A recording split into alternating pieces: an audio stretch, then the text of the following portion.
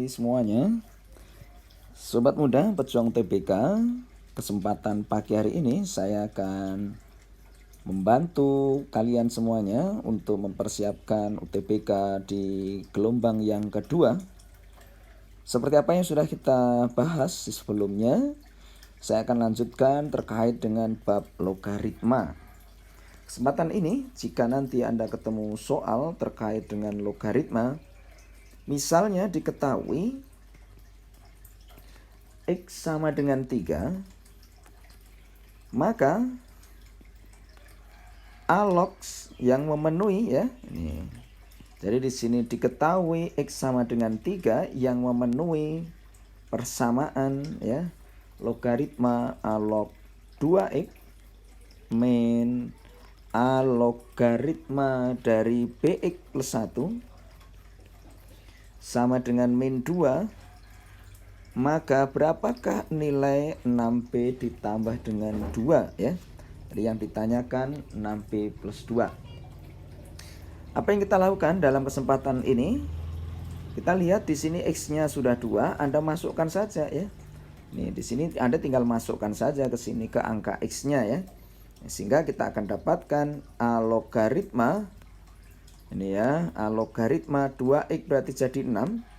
Saya kurangi dengan A logaritma X-nya saya ganti dengan 3, maka menjadi 3B ditambah dengan 1 yang hasilnya adalah negatif 2. A logaritma, ingat sifat pengurangan akan membawa menjadi bentuk pembagian ya. Maka menjadi 3B plus 1 yang artinya nilainya min 2.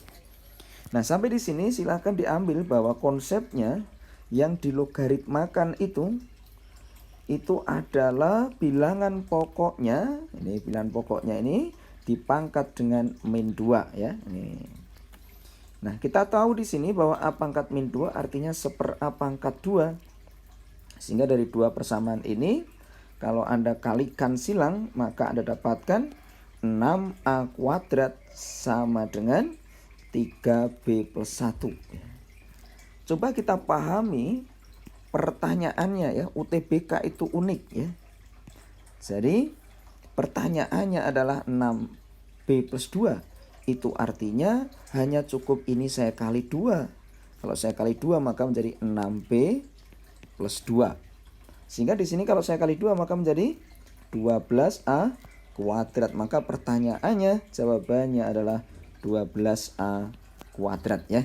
Jadi ini merupakan jawabannya. Itu gambaran terkait dengan soal logaritma. Nah, sekarang kita akan coba masuk ke persoalan yang lain.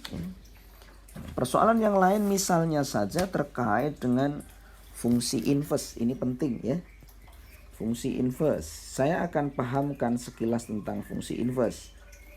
Ada hal pokok yang menjadi pemahaman bahwa jika ada soal AX ditambah dengan B, maka pada saat diinverskan maka akan menghasilkan X min B per A. Karena pada prinsipnya inverse itu adalah kebalikan ya. Nah, tetapi yang perlu dimengerti ya, ini gunanya buat apa ya? Itu yang dimengerti harus ini gunanya buat apa. Saya tambah satu lagi terkait dengan inverse ya. Inverse mungkin ini perlu ya, hanya dua ini saja yang perlu andai kata dihafal ya. Andai kata mau dihafal boleh, dua ini boleh dihafal ya. Yang lain ini nggak usah ngafal, pasti capek kamu ngapalkannya ya. Ini jadi min dx ditambah dengan b cx min a ya. Ini jadi kalau kalian mau menghafal ya dua rumusan ini saja ya. Ini dua rumusan ini saja. Nah, sekarang kita akan gunakan, kita akan praktekkan apa gunanya rumus itu.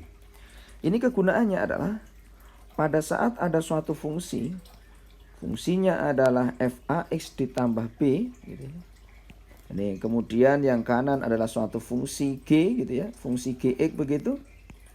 Maka pada saat ini akan kita ubah menjadi fx. Nah, g-nya itu, x-nya itu diganti dengan inverse-nya tadi ya. X min b per a ya. Ini kegunaannya. Ini saya akan berikan contoh sederhana ya. Kalau misalkan ada ketemu soal f, Katakan 2x min 1 sama dengan 6x plus 5 lah misalkan ya. Nah, Anda ingin mengubah f ini menjadi fx saja. Maka tugas Anda, x-nya itu kamu ganti dengan inverse-nya ya. Maka inverse-nya adalah x plus 1 dibagi dengan 2 ditambah dengan 5 ya. Nah, 6 dibagi 2 maka menghasilkan 3 ya. 3x plus 1 ditambah dengan 5. Maka didapatkan 3x ditambah 3 tambah 5 menjadi 8. Nah, itu adalah fx-nya. Ini ya. Tetapi pada saat Anda ketemu soal ya, yang terpenting kita memang paham menginverskan ya. Ini paham menginverskan. Jadi Pak, inverskan tuh misalkan begini ya. Ada soal misalkan ya. 2 min x ya. Menginverskan itu membuat jadi x sama dengan. Jadi ini x sama dengannya adalah 2 min y. Berarti y inverse-nya berarti 2 min x. Nah, berarti ini terjadi kesamaan antara fungsi dan inverse-nya, dia sama ya. Fungsi dan inverse-nya sama. Ini ya, ini harus dipahami. Maka untuk kejadian ini, misalkan ada soal ya. Misalkan ada soal. Soalnya adalah G 2 min x ya. Sama dengan 9 min 4x. Misalnya begitu ya. Nah, tetapi diketahui, di sisi lain diketahui ya, bahwa f bundaran gx itu nilainya 8x ditambah dengan a misalnya ya. Nah, Anda ditanya, kemudian ada informasi yang lain. Apa informasinya ya? Jika f2 itu sama dengan 1, jika f2 itu sama dengan 1, maka yang ditanyakan adalah, pertanyaannya tentukan f inverse 5 hasilnya apa. Misalkan Anda ditanya A jawabannya 1, B jawabannya 2, C misalkan 3, D 4, E 5. Nah, ini apa yang akan kita lakukan? Kita ubah dulu saja, nggak apa-apa. Bahwa ini andai kata saya ubah menjadi gx, maka gx-nya itu 9, 4. Nah, x-nya itu tadi diganti inverse-nya dari 2 min x. 2 min x ya inverse-nya ya. Ya 2 min x. Gitu ya. Jadi 2 min x. Nah, sekarang kita akan dapatkan 4 kali 2 itu 8. Jadinya tinggal 1 plus 4x ya. Ini, atau boleh ditulis juga 4x plus 1 sama saja ya.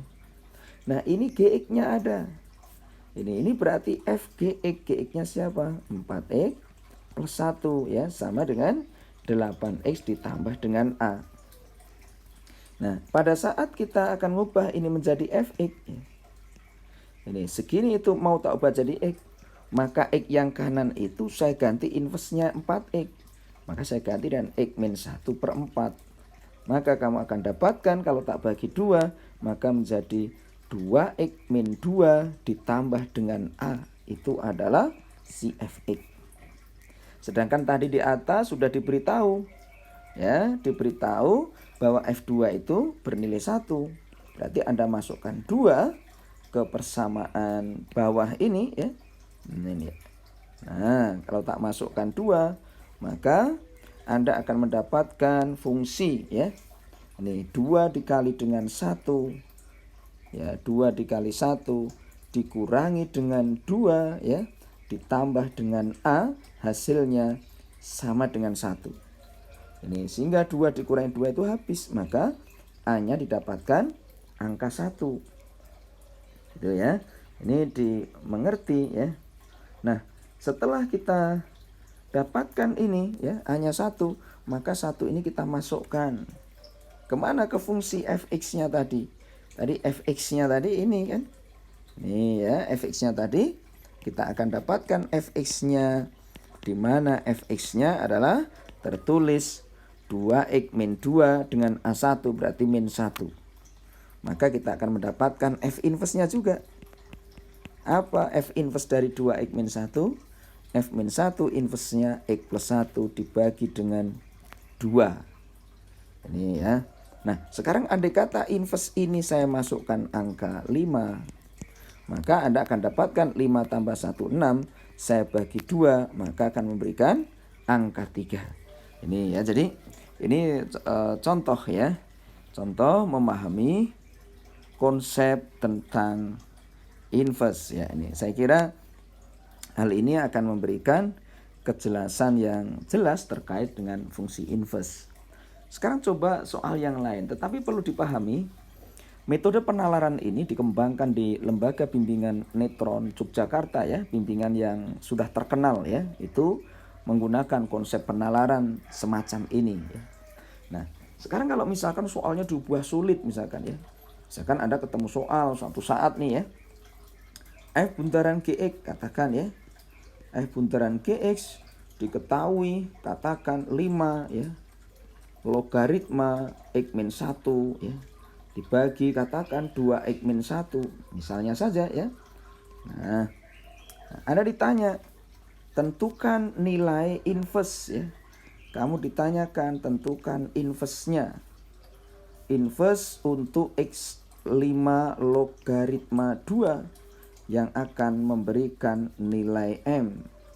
Tentukan nilai M-nya. Jika diketahui GX-nya, itu katakan misalkan 2X plus 5. Ya ini kamu, atau 3X plus 5. Bebas saja ya.